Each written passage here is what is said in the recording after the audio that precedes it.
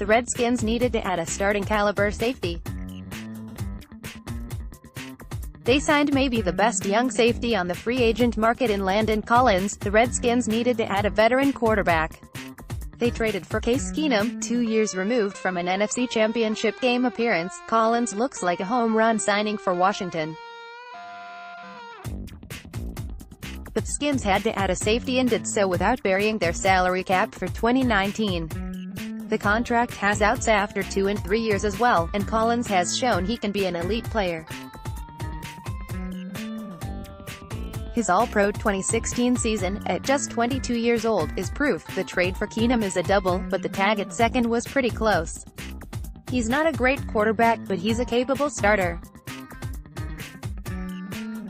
More importantly, bringing in Keenum, along with veteran Colt McCoy, should mean the Redskins don't end up in the sort of desperate state that led to Mark Sanchez and Josh Johnson getting starts late in the 2018 season. Both deals address needs for the Redskins, which is good.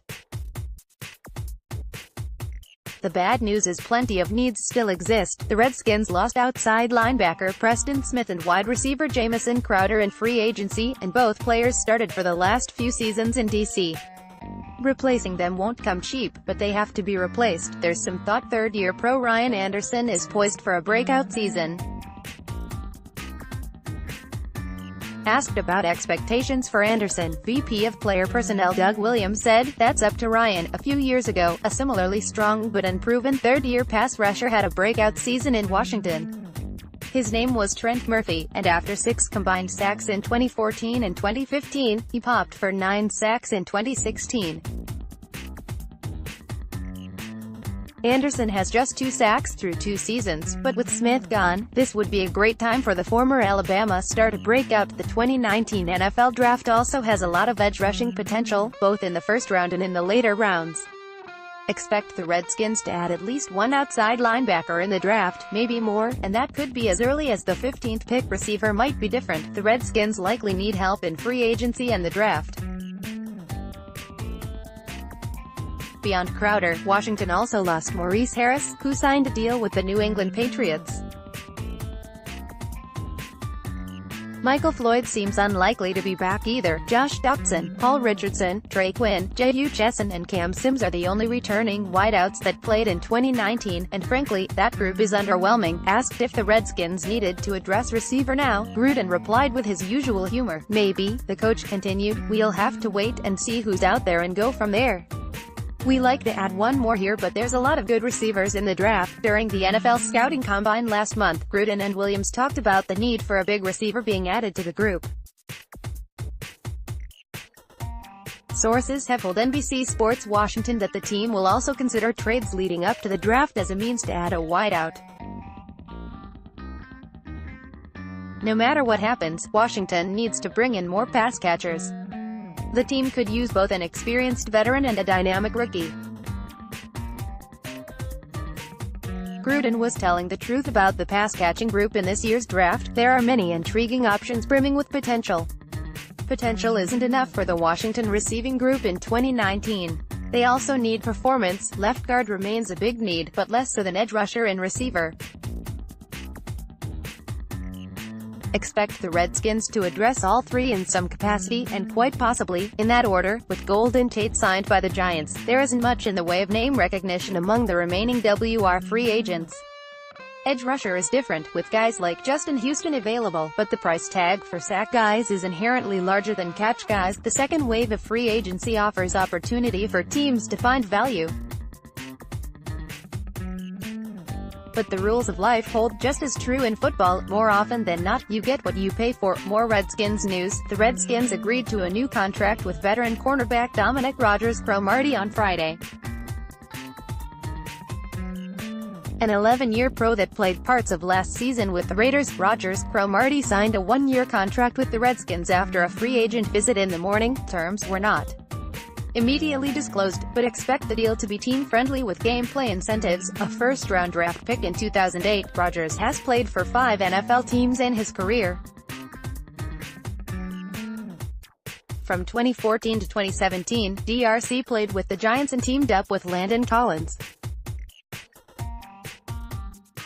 Washington signed Collins earlier this week to a major, 6-year $84 million deal. He will turn 33 in April, and at this stage of his career the Redskins can't expect Rodgers Cromartie to play on the outside as a cornerback. His experience and versatility could allow him to play the inside slot cornerback role in the nickel or even some safety in certain packages. In 2015, teamed up with Collins in New York, DRC made the Pro Bowl playing in a variety of roles. Another Pro Bowl bid seems unlikely, but for a team that needs depth and experience in the secondary, this signing could make sense. More Redskins news. Ashburn, Redskins Vice President of Player Personnel Doug Williams said a great many things Thursday after safety Landon Collins' introductory press conference. Two items involving linebacker and organizational thinking with perhaps what's next stood out. Ready for Ryan. The Redskins added a couple of key pieces in recent days, but also lost a few players in free agency including outside linebacker Preston Smith. The 2015 second-round pick agreed to a free agent contract with the Packers this week. Smith's departure leaves Washington with uncertainty at the spot opposite Ryan Kerrigan. That is unless Ryan Anderson takes over. Anderson, a second-round selection in 2017, played in 27 games over his first 2 seasons. There were moments of intrigue from the burly linebacker. Not so much with his statistics: 32 tackles, 2 sacks, 0 starts. Based on the draft investment, it would seem logical the Redskins give Anderson a chance at the starting spot. The production over the first 2 seasons suggests the front office may target help. Washington could dip into a strong class of edge rushers in the 2019 draft if it passes on any veteran free agents, or aren't sure Anderson is ready for the responsibility. That was exactly the question posed to Williams Thursday. "That's a good question for Ryan. A damn good question for Ryan," Williams said. "I think Ryan's mentality, Ryan thought he was from day one when he got here. That's his mentality. His rookie year he was pissed that he wasn't playing last year. He understands how it works. He didn't walk into Alabama and start. It's Ryan's time. I'm sure Ryan is ready to play. A primary focus for the Redskins in my 2-round mock drafts involves an edge rusher. That won't change after Williams' comments. Anderson's potential remains, but so do the questions. Bye-bye, Brown. While Smith, Jamison Crowder, Ty Nsika and others departed via free agency, linebacker Zach Brown and defensive lineman Stacey McKee were released Wednesday before the official start of free agency. Brown, who turns 30 in October, signed as a free agent in 2017. Releasing Brown, a starting inside linebacker the last 2 seasons, saved Washington $5.75 million toward the 2019 salary cap. The ex-Bill was leading the league in tackles before a late-season injury slowed him down in 2017.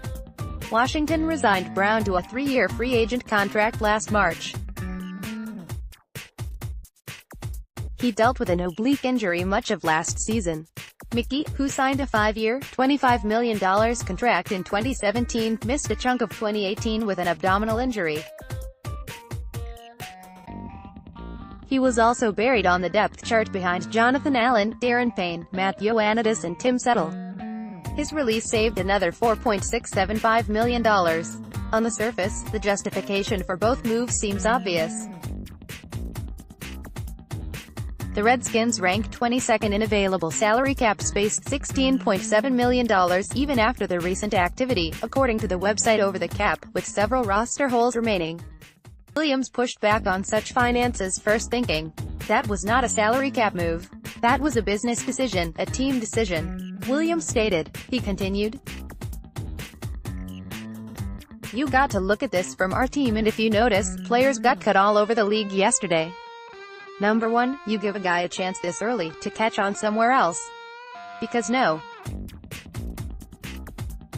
When you look at your football team, where do they fit on your football team?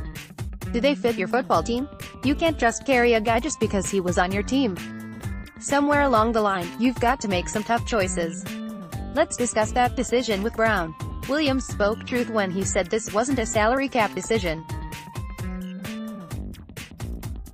Coach Jay Gruden benched Brown late last season amid overall defensive struggles even when the linebacker returned from an illness that cost Brown some practice time.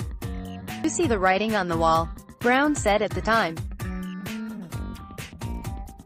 The combination of inconsistencies in the run and pass game and, according to sources throughout Brown's time in Washington, communication issues with the coaching staff and teammates fueled the decision.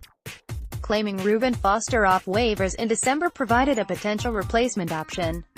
The Redskins have additional tough choices on deck. "We haven't discussed the salary cap thing. All we discussed right now is football players," Williams said of his conversations with team president Bruce Allen and salary cap guru Eric Scheffer. "Free agency is still open. There are going to be some guys that are going to cut. There are some guys that haven't been approached yet. We're still talking to some guys. We're just going to have to wait and see what happens in the next 3 days." More Redskins news.